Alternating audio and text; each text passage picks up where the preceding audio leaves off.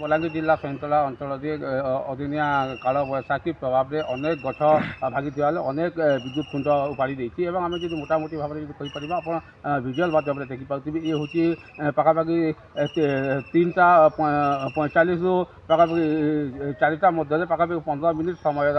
ବର୍ଷା ହୋଇଥିଲା ଓ ଝଡ଼ ତୋଫାନ ହୋଇଥିଲା। କାଳ ବୈଶାଖୀ ତା'ର ତାଣ୍ଡବ ଦେଖାଇଥିଲା। ଆପଣ ଦେଖିପାରୁଥିବେ ଜାତୀୟ ରାଜପଥ କଡ଼ରେ ଥିବା ଗଛଗୁଡ଼ିକୁ ସମ୍ପୂର୍ଣ୍ଣ ଭାବେ ଭାଙ୍ଗି ଦିଆଯାଇଥିବା ବେଳେ ଜାତୀୟ ରାଜପଥ 26ରେ ପାଖାପାଖି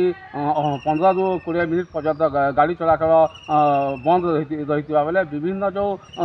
ଗଛ ଗୁଡ଼ାକ ରହିଛି ବିଦ୍ୟୁତ ଖୁଣ୍ଟ ରହିଛି ଏବଂ ଆମେ ଯଦି କହିପାରିବା କିଛି ଗଛ ଘର ଉପରେ ପଡ଼ିଥିବା ବେଳେ ଅନେକ କ୍ଷୟକ୍ଷତି ହୋଇଛି ଏବଂ ଯଦି କହିପାରିବା ସଇଁତଳା ଅଞ୍ଚଳରେ 3ଟା 45 ସମୟରେ ଆରମ୍ଭ ହୋଇଥିଲା କାଳ ବୈଶାଖୀ ଏବଂ 15 ମିନିଟ୍ରେ କାଳ ବୈଶାଖୀର ତାଣ୍ଡବ ଏତେ ରଚିଥିଲା ଯେ ବିଭିନ୍ନ ଜାଗାରେ ବିଦ୍ୟୁତ ଖୁଣ୍ଟ ଗଛ ଉପାଡ଼ିବା ସହିତ ରାସ୍ତାଘାଟରେ ପ୍ରବଳ ମାତ୍ରାରେ ଗଛ ପଡ଼ି ରହିଛି। ଆମେ ଯଦି ମୋଟାମୋଟି କହିପାରିବା କାଳ ବୈଶାଖୀର ଏତେ ପରିମାଣ ଏତେ ଭୟ ଥିଲା ଯେ ବର୍ତ୍ତମାନ ପର୍ଯ୍ୟନ୍ତ ଯେଉଁ ରାସ୍ତାଘାଟରେ ଗଛ ଗୁଡ଼ିକ ପଡ଼ି ରହିଛି ଏବଂ ଯେଉଁ ଅଗ୍ନିଶମ ବିଭାଗ ପହଞ୍ଚିଛି, ଫରେଷ୍ଟ ବିଭାଗ ପହଞ୍ଚିଛି ଏବଂ ଗଛ ଗୁଡ଼ିକ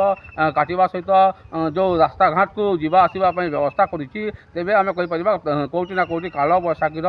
ତାଣ୍ଡବରେ ବର୍ତ୍ତମାନ ସଇଁତଳା ଅଞ୍ଚଳରେ ବହୁତ ମାତ୍ରାରେ କ୍ଷୟକ୍ଷତି ହୋଇଥିବା ଯାହା ଦେଖିବାକୁ ମିଳିଛି। ବଲାଙ୍ଗୀରରୁ ନାରାୟଣ ସାହୁ, MBC ନ୍ୟୁଜ୍।